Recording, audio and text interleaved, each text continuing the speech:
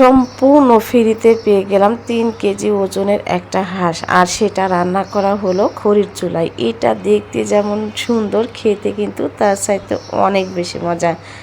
তো এটা দেখলে যে কারো জিহ্বায় পানি চলে আসবে, এর জন্য কিন্তু আমি দায়ী না ভাই। তো যাই বলেন, এই যে হাঁসটা কিন্তু কেটে কুটে ধুয়ে নেওয়া হচ্ছে, আর এই হাঁসটা হচ্ছে আমার ছোট ননদের। তো ছোট ননদের মেয়ে বলছিল যে মামা মামিকে নাকি হাঁস খাওয়াবে, আর এই হাঁস কিন্তু ওরা নিজেরাই পালন করে। অনেক বড় বড় হাঁস, 3 কেজি হওয়ার পরেও কিন্তু এটা নাকি আরও অনেক বেশি বড় হবে। তো যাই হোক, বাড়ির জিনিস, এটা খেতে তো ভালো হবেই। তো আমার ননদকেই বলেছিলাম যে তুমি একটু কেটে কুটে দাও।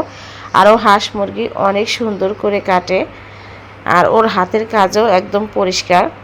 তো যাই হোক, ও কিন্তু একদম কেটে কুটে ধুয়ে দিচ্ছে, ওর হাঁস ওকে দিয়েই সব কিছু করাচ্ছে আর কি। তো এখন দেখতে পাচ্ছেন যে এখানে যে দিয়ে দেওয়া হলো হচ্ছে রসুন বাটা, আর এই রান্নাটা করছে হলো আমার ছোটো যা। আমার ছোটো যা আবার ভারী রান্নাগুলো অনেক সুন্দর করে করতে পারে, যদিও আমি ভারী রান্না অত বেশি ভালো করতে পারি না, আর এক জায়গা থেকে গিয়ে রান্নার ইয়াটা অত ভালো বোঝাও যায় না। তো বললাম যে তুমি রান্নাটা করো। তো যাই হোক, কাঁচামরিচ পেঁয়াজ কিন্তু দিয়ে দেওয়া হলো, আর যেহেতু পরিমাণে মাংসটা একটু বেশি, যার কারণে সব কিছু একটু বেশি বেশি দেওয়া হচ্ছে, তাহলে খেতে বেশি ভালো লাগবে।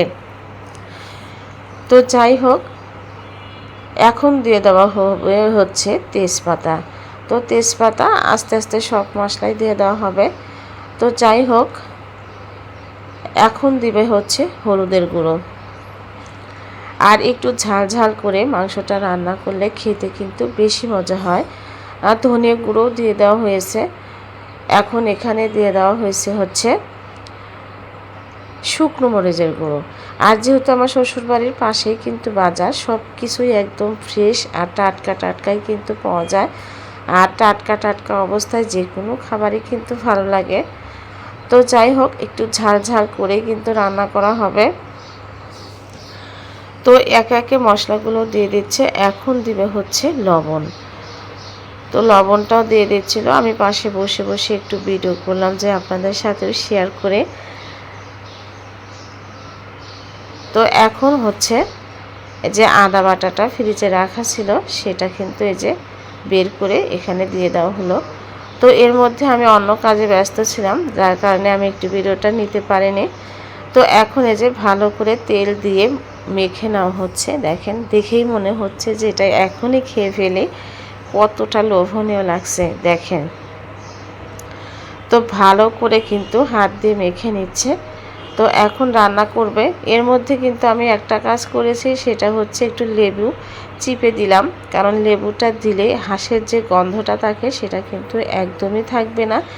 আর একটু কাজ না করলে যদি ভাগে না দেয় তাহলে তো সমস্যা, তাই না? তো একটু একটু কাজ তো করতেই হবে, যেহেতু শ্বশুরবাড়ি।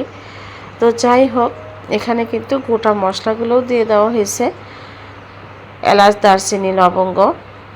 তো এখন এই যে চুলাতে কিন্তু চলে আসছি। তো আমাদের এটা হচ্ছে অস্থায়ী চুলা। এই চুলাটা কিন্তু আমরা যখন সবাই শ্বশুর বাড়িতে যাই তখনই আমার শাশুড়ি এটা পরিষ্কার করে দেয়, না হলে বালুতে ভরে রেখে দেয়। তো এই যে অনেকগুলো পেঁয়াজে কিন্তু ভালো করে বেরেস্তা বানিয়ে নেওয়া হয়েছে, আর এখানে হচ্ছে সাদা এলাচ আর কিছুটা জিরা দিয়ে ভেজে নেওয়া হলো। আর এটা কিন্তু বেটে আমি পরে অ্যাড করব। তো আমি বাটার জন্য চলে যাব। এর মধ্যে যে মাংসটা কিন্তু কড়ার মধ্যে দিয়ে দিয়েছে, ভালো করে কষিয়ে নিয়ে তারপরে কিন্তু এর মধ্যে শিরাটা দিয়ে দিয়েছে। এর মধ্যে আমি মশলা বাটার জন্য গেছিলাম, যার কারণে আমি ভিডিওটা নিতে পারিনি।